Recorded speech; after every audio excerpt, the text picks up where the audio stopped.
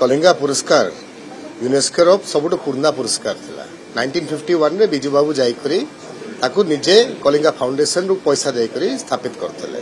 ता परवर्ती भारत सरकार ताकू टेकअप करला। साइंस और टेक्नोलॉजी रो मुख्य पुरस्कार अछि यूनेस्को तरफ।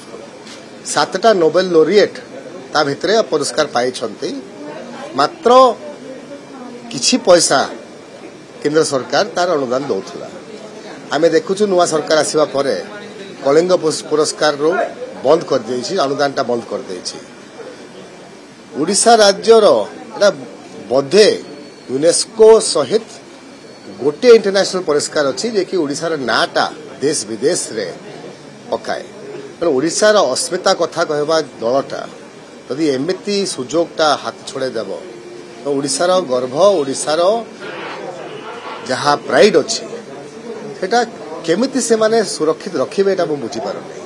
मोर तो अनुरोध थिला कि से केंद्र सरकार आउ थरे से पुरस्कारटा आरंभ करू, नाई तो ओडिशा सरकार से जो $40,000 रो प्रश्न पड़ुछि ओडिशा सरकार ताकू दो।